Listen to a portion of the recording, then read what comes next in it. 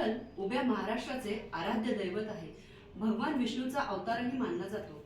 18 पगड जाती या हरीच्या चरणी लीन होतात.